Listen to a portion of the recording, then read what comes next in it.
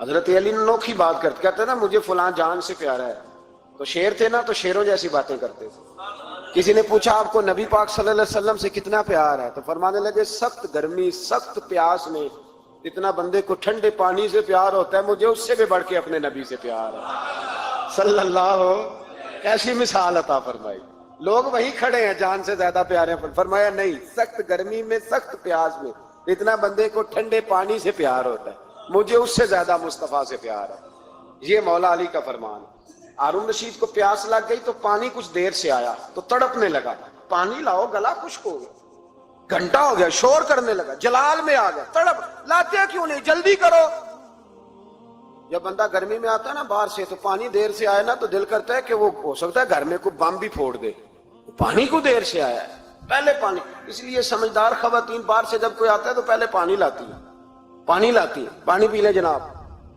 تو ہارون رشید تڑپ رہا ہے، امام مالک قریب بیٹھے تھے، خادم کہنے لگا حضور ایک کنواں خشک ہو گیا ہے اور دوسرا آپ کی شایان شان نہیں، پانی صاف نہیں، تو تیسرے سے بندہ لینے گیا ہے، آ رہا ہے۔ بندہ تھوڑی دیر سے آیا تو ہارون رشید بڑا پریشان تھا۔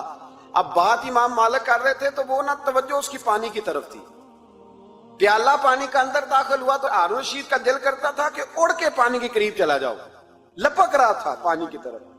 جب پانی آیا اس کو پکڑایا تو امام مالک رحمت اللہ علیہ کہنے لگے بادشاہ ذرا ٹھہر جا، ٹھہر جا، پی لے، نیا آگے ہے نا، تیرے قبضے میں ہے، ایک مسئلہ مجھے بتا لے پھر پانی پینا۔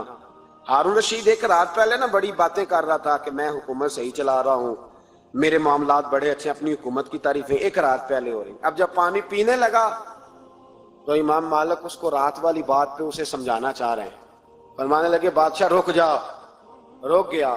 آپ فرمانے لگے اگر یہ پانی ملتا ہی نہ،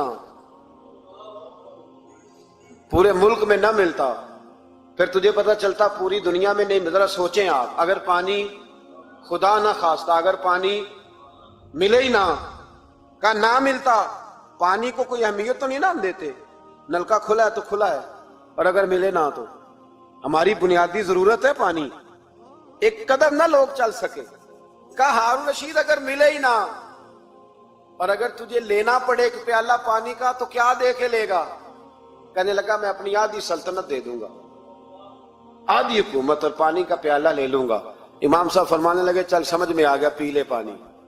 اس نے پی لیا تو پیا اس طرح کہ پانی پیالہ منہ سے لگایا تو اتارا تب بھی جب ختم ہو گیا تو امام صاحب فرمانے لگے پی لیا کہ پی لیا؟ فرمانے لگے ایک مسئلہ اور بتا، اب اگر تو نے پانی پی لیا تیرا پیشاب بند ہو جائے، یہ پانی پینے کے بعد پھر پیشاب آنا بھی ضروری ہے، اگر بند ہو جائے تو پھر کیا دے گا؟ تو امام صاحب کی طرف غور سے دیکھنے، فرمانے لگے سوچ کے بتانا۔ کہنے لگا حضور آدھی سلطنت باقی کی بھی دے دوں گا۔ تو امام صاحب نے رومال اٹھایا کندھے پہ رکھا، چلنے لگے۔ کہاں جا رہے ہو؟ فرمانے لگے اس بادشاہ کے پاس کیا بیٹھنا جس کی پوری سلطنت کی قیمت پانی کا ایک پیالہ ہے۔ ایک پیالہ پانی کا اگر نہ ملے تو آدھی گئی اور پیشاب نہ آئے تو باقی بھی۔ کہنے لگے تو کس سلطنت کی باتیں کرتا ہے؟ کل من علیہا، ہر چیز۔ اب یقین کریں ہمارے پاس کوئی بندہ بیٹھ جائے نا تو ہم اسے ہلنے نہ دیں، ہم اسے کہیں تو تجھے پتہ ہی نہیں اصل بادشاہ میں ہی ہوں۔ میں تو کچھ ایسے لوگوں کی باتیں بھی سنتا ہوں، مجھے لگتا ہے امریکہ میں بھی حکومت یہی بنواتے ہیں، اتنی زبردست گفتگو کرتے ہیں، اتنا اعلیٰ تجزیہ نکالتے ہیں کہ مجھے لگتا ہے سارے ملکوں کے بادشاہ ان سے مشورہ کرتے ہیں۔ اس قدر زیادہ ہم نے اپنے آپ کو تن کے بڑا کر لیا ہے۔ کنٹرول میں رہے، کنٹرول میں۔ ہلاکو خان نے بڑے لوگ مروائے تھے، بڑے، بغداد میں 20 لاکھ آدمی قتل کروایا اس نے، 20,000 نہیں میں نے کہا، ذمہ داری سے حوالہ دو، کتنے لوگ بولیے؟ 16 لاکھ آدمی اس نے تلوار سے مروایا۔ لوگوں نے نا زیر زمین تہ خانے کھودنے شروع کر دیے، 4 لاکھ آدمی تہ خانوں میں چھپ گیا اور چن چن کے مسلمان مارتا تھا۔ جب ہلاکو کو کسی نے بتایا نا 4 لاکھ بندے چھپ گئے، اس نے نہروں کے بند توڑوا دیے، دریاؤں کے بند توڑوا دیے، پانی زیر زمین چلا گیا، 4 لاکھ آدمی ڈوب کے مر گیا، 20 لاکھ آدمی مروایا۔ ایک دن ایک علاقے میں گھوم رہا تھا، لیمبو کھانے کا بڑا شوقین تھا، بازار میں گیا تو ایک لیمبو خریدا۔ اس نے دیکھا کہ بازار میں بوڑھے بچے جوان خریداری کر رہے ہیں تو کہنے لگا ابھی بھی اتنے مسلمان زندہ ہیں؟ بناؤ ان کی لائنیں، قتل کرنا ہے. 3 لائنیں بن گئی. ایک بوڑھا آدمی بھی لائن میں آ گیا، لیمو کھا رہا ہے، اس کو ہلکا ہلکا چوستا ہے، گھوڑے پہ بیٹھا ہے، قتل کرا رہا ہے لوگوں کو. ایک بابا جی پہلی صف میں تھے، جب پہلی صف قتل ہونے لگی بابا جی پچھلی صف میں دوڑ کے ہو گئے. ہلاکو خان ہنس رہا ہے اس کو دیکھ کے. معاذ اللہ، جب بندہ ہوتا ہے نا کسی منصب پہ پھر وہ مذاق اڑاتا ہے دوسروں کا. بابا دوسری صف میں آیا تو ہلاکو خان نے وہ بھی قتل کرائی تو بابا دوڑ کے تیسری صف میں. آخری صف کے کونے پہ جب بابا کھڑا ہو گیا نا تو سارے بندے مر گئے. بابے کو قتل کرنے لگا جلاد. ہلاکو کہنے لگا ٹھہر جا. کہنے لگا بابا تو تیسری صف میں آیا تھا، تیرا کیا خیال تھا بچ جائے گا؟ بابا کہنے لگا خیال نہیں، میرا یقین ہے کہ میں بچ جاؤں گا. میرا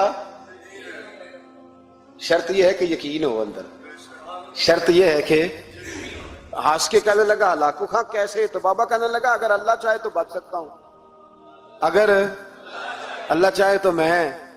بہت سارے لوگ ہیں ڈاکٹر لکھ کے دے دیتے ہیں نہیں بچے گا، وہ بچ جاتا ہے کیونکہ بچانے والا اللہ کا. اللہ چاہے تو بچ جاؤں گا. تو ہلاکو کہنے لگا کیسے؟ جب ایسے کیا نا، کیسے ایسے کیا نا تو لیمبو ہاتھ سے گر گیا.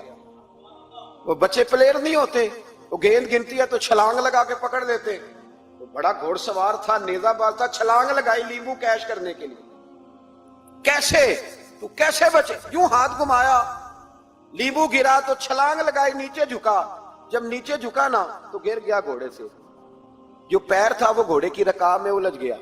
گھوڑا ڈر کے دوڑ گیا. جب گھوڑا دوڑا تو زمین پر زور زور سے سر لگنے لگا.